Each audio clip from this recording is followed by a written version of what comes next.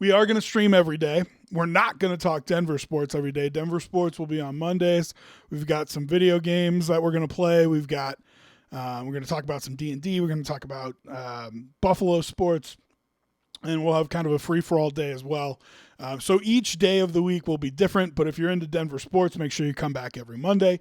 And we'll try to get some of our friends to hop on with us. I haven't asked them yet, but a lot of the guys I used to work with, I'm sure would be willing to pop on for 30 minutes or an hour. And so the hope is that we can get a constant stream of guests in here to talk about the Denver sports scene with people that you trust and love. And hopefully that includes me. So the first thing I want to talk about is the Denver Nuggets. I want to start here because I think I'm the most frustrated with this one. And it's one of those things where... So let's talk about the good news first. The good news is your guy said he wants to be here forever. So there was a interview with him in Serbia after, I think, one of his basketball games over there playing for the national team. And he basically said, like, I want to sign in Denver. It's a business reason that I haven't signed yet. That business reason is very easily definable, right? The salary cap has kept going up. The Supermax has kept going up. And so there's a significant portion of money that he would forego if he signed this year, this offseason, rather than signing next offseason. And just very simply, there's more money in it for him if he waits. But I think that's why he's tried to make very clear that he wants to sign in Denver. His plans are to be here. And so you have Jokic, the best player, in my opinion, in the world, for 5 more years. 6 more years. Because I do believe if he signs the contract, he'll play it out. That's one of the things that he said. Seems like the type of guy that he is. It makes sense to me. So if you've got Jokic for 6 more years, you had a first-round exit last year. And so you need to tell me either you have a plan to win the championship this year, or you've got a plan to win it in 3 years. One of those two things has to be true. And I think it's fair to have serious doubts about if the core that they have right now can win an NBA championship this year. Because there are too many failings with it. It has happened too many times. And I think Jamal came back better last year. I think he was strong for the entire season. And then the playoffs, didn't matter. I mean, you got stomped out by Minnesota. You should be embarrassed of how that ended. You really should. As a Nuggets fan, as a Nuggets front office, as a team member, you should be embarrassed how you got stomped out in the playoffs. So if you have the best player in the world, in my opinion, Jokic, and you're getting stomped out in round 1, the question is real simple. You can't go back with the same lineup. You can't do the same thing. And so far, all they've done is lost players.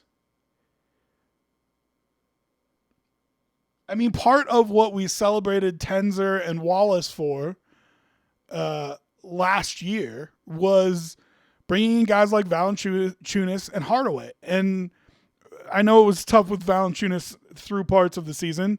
Hardaway, I thought, was very good. I thought Jonas gave you something during the year. And so the question is, what are you doing? You've lost 2 of your depth pieces. You don't have a full roster right now. You're at the second apron already, and you haven't even signed Peyton Watson, which is something that you want to do, but doesn't feel incredibly likely. It doesn't feel like you can afford it. So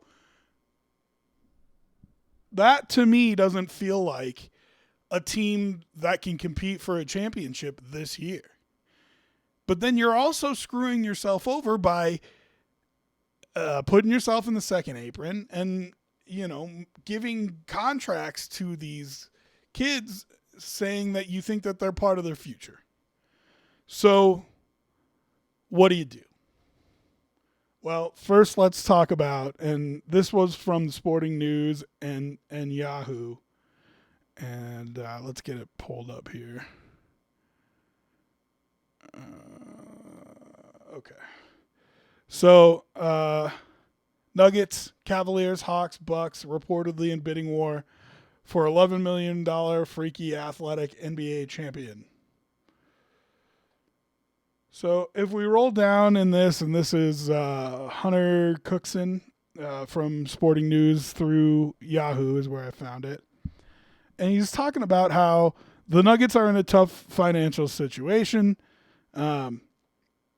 Re-signing Spencer Jones to a 2-year, $12 million deal. Which, I mean, good for OKC. They put it on you a little bit, It was moves certainly to sign Spencer Jones to that offer sheet, and now you're looking at signing Peyton Watson, and the discussion is more of a sign and trade because the fear that you can't really afford this contract. So the conversation has to be about if Peyton Watson deserves that much money. Because you gave that a similar amount of money to Christian Brown, and now everybody's saying they regret it. Peyton Watson saying he wants more. So Hunter here says Watson and his camp reportedly seeking a significant contract somewhere in the range of $28 million. Offers so far have been fluctuating between $20 and $24 million. And that's from Clutch Points from Brett Siegel is what that report is. So here's the thing. You're only like $4 million apart. $4 to $8 million apart. Which on an NBA roster is nothing. If you're going to pay the $24 million, pay the $28 million. If you believe that Peyton Watson is part of your future. But part of the problem here is that your future is getting, muddied by the fact that you're paying these guys you're expecting to continue to get better. Peyton Watson has been good for a large number of years. He was great for a small portion of last year. But how much is that worth? Is that worth a $28 million a year contract? You could say the same thing of Christian Brown. Been good for a lot of years. Was great really for kind of one. And they gave him the contract. And then last year, everybody was complaining about it. You need those guys to step up to be key pieces of what this team is building. And if you believe that they have a championship core still, then those guys stepping up should be enough to win a championship. But you got knocked out in the first round by a team that didn't even have their best player for a majority of the series. I mean, that's unacceptable. And so while I want to believe that this core is still a championship core, and 2 years ago they took the champions, the Thunder, all the way to the brink. I believed that they were close then. Then pay the extra $4 million and get Peyton Watson in here. But then you have to have a conversation about the luxury tax and what that does to you moving forward in the future. And that's why I said, like, the most important thing for the Nuggets and Jokic is you've got a 6-year window here. So either tell me you can win it right now or Tell me that you're going to be able to win it in 3 years. And if you slide into the second apron, which you have already, you prevent yourself in those future years from going into the second apron because eventually you're going to need to get out of it. Otherwise, the payment penalty is going to be way too high. And this team has shown that before, that they don't want to pay that high luxury tax penalty. So, can you sign and trade? Can you get in on one of these other big trades that's happening? You've already let a couple of them go by. And I think you have to have a real conversation about if Murray is still the running man for Jokic. He's been getting, and his contract's not egregious. It's a fine contract.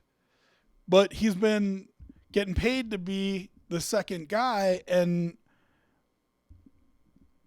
I don't know. Can you still win a championship with that? And then Gordon, I love him to death. I really do. I mean, he is Mr. Nugget through and through. But he can't stay healthy, man. That hamstring, I don't know. If you could promise me that we'd get 70 regular season games and all the playoff games, then he's a lock. Like, I want him on the roster for sure. But Aaron Gordon and his inability to be available is a huge problem. I mean, a huge problem. And so for me, it's like you have to look at those two pieces and say, all right, well, of my starting five, if I've got Brown for $25 million, I've got Watson for $25 million, and I got Jokic, obviously, for the Supermax, whatever that is next year when he signs it. Is my team better off trading Murray and Gordon and taking that money and reassigning it like they did with MPJ to try to build a better team around Nikola Jokic? Because I don't know that the answer is that Murray's the right guy anymore, or that you can count on Gordon. And like I said, you got a 6-year window here where you're going to have Anthony Edwards is always going to be in the way. And you have had so much trouble with him and Chris Finch that it's hard to imagine that goes away. You're going to have OKC team that still has a ridiculous amount of first-round picks. And so even though they sign those big contracts, they can continue to draft, develop, trade away guys, and find enough depth with all the picks that they have to be an absolute problem. I mean, they're going to be one of the best teams in the league. You have the reigning Western Conference champions who have rebuilt in a quick turnaround here, and I think are only going to get better over the next couple of years. That includes Wemby growing in confidence. That includes their other young guys growing in confidence. A trip to the NBA Finals going to make them believe that they can continue to do that. And so you're talking about half the playoff field is deadly for you already. We haven't even talked about Luka Doncic. You know what I mean? Extra money in LA and what they might be able to pull off with the Lakers. I don't know. It's one of those things where you got so much talent in the West, and it's always been true. But, like, do you think Cooper Flag and Dallas are going to be terrible forever? I don't, So over these next 6 years, if you're the Nuggets, You have to have a plan. Like, there has to be a legitimate plan. Now, I think LeBron James played into this. I think he slowed down the Nuggets because I think it was an option and a good option. It's interesting. I mean, how he would have fit into this roster, I think would have been great. And for the kind of money that he took in Philly, if he had done that here, it's certainly worth paying attention to, no doubt. So I don't blame the Nuggets for slowing down their run to hopefully bring in a guy like LeBron. That said, he goes to Philly. Now you've got this second part of the offseason, and I just think you're in a tough spot about where exactly it is you think you're going with this team. If you would have brought in LeBron, I think you could easily say, I think they're a championship contender this year. Period, end of story. And then whatever happens over the next 5 years happens because you got a shot at it this year. And I think that's totally valid for this franchise to operate that way. But now that you don't have him, do you still think this team is a championship contender this year? And, I mean, I'm not even sure there's anybody that you could go out and get that would change that. The big deals have already been made. So if you're not, if your answer is no, then you have to look to the next contract for Jokic and say, how do we put enough around him that we are a championship contender versus an OKC team that continues to draft first-round picks and draft them high and draft them well, versus a San Antonio team that's continuing to get better, versus Anthony Edwards and somehow Tim Connolly keeps putting together depth and teams in Minnesota that's excellent. How do I compete with those teams over the next 6 years? An injured Aaron Gordon isn't going to get it done. And, I mean, I hope Jamal comes out with the fire he came out with last year, but at the end of the day, it was a first-round exit. So, I think big picture, you really have to talk about if you need to peel off some parts from this franchise, this group, and aim at what can I do to put the best team around Jokic in 2 years or 3 years. Or you have to find a way to improve this roster this year. And you're already in the second apron. I just don't know how you're going to do that. If you believe that having Murray and Gordon around are your best option at winning a championship, then you have to look at trading guys like Christian Brown, and you have to look at trading guys like Peyton Watson and sign and trade and get as much as you can for him. But you need more depth. The two guys that you brought in for depth last year left. That's why this offseason hasn't made sense to me so far.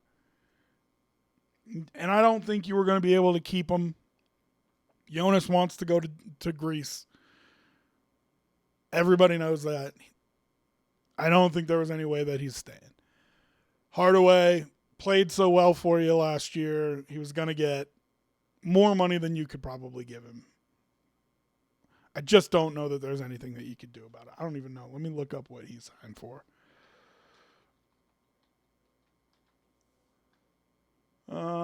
Let's see.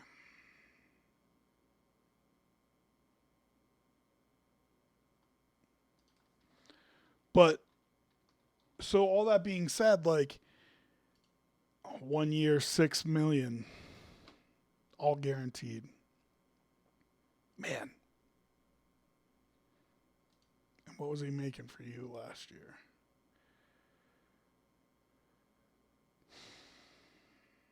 1 year, $3 million. So he doubled his money. But it's just another guy that you let walk out the door. And, like, I don't know. You didn't have enough depth already. And you're letting these guys walk out the door. And so, I don't know. I mean, if I'm reading tea leaves, it says there has to be bigger moves here in the works. Tenzer and Wallace have to believe that they've got their finger on something. Really, it's Wallace. Tenzer's more like the cap guy. But, I mean, the cap is part of the problem here. So, I mean, going back to what we were talking about, you know, why does the $4 million that you're apart on Peyton Watson, why does that keep coming up? Well, just pay him the extra $4 million. If you believe that he's an important component to this being a championship contender, pay him the extra $4 million. Just pay him. But you're going to be so deep in the second apron, it's going to be hard to move contracts to get out of that. So, I don't know. I don't know how Nuggets fans feel. Unfortunately, I'm not on the radio enough anymore to have a good feel for that. But that being said, like, to me, it's really frustrating. And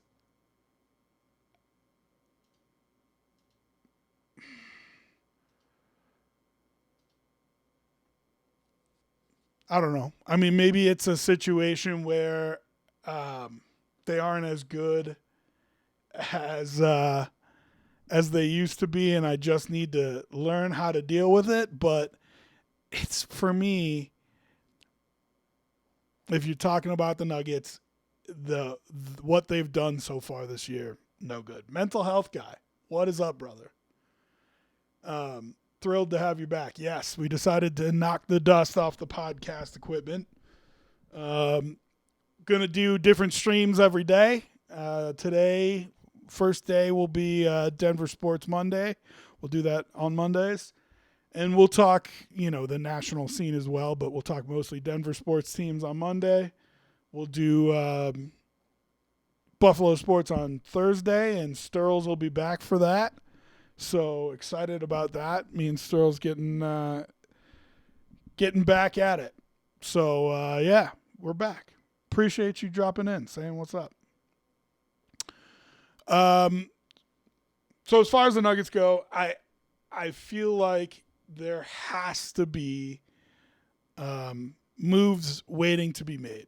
And if the only move that gets made is a Peyton Watson sign and trade, it's going to be pretty underwhelming. And as if you weren't already asking the big fella to do too much work, I feel like you're going to be asking even more of him. Because it's just, they haven't done enough to put guys around him. And maybe Murray comes back with that fire again. Maybe he has another great year.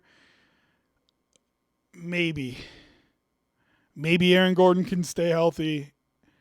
But does that get you past the second round of the playoffs? Does that get you to a Western final? Does that get you to an NBA final? I don't know. And you're in the second apron already. So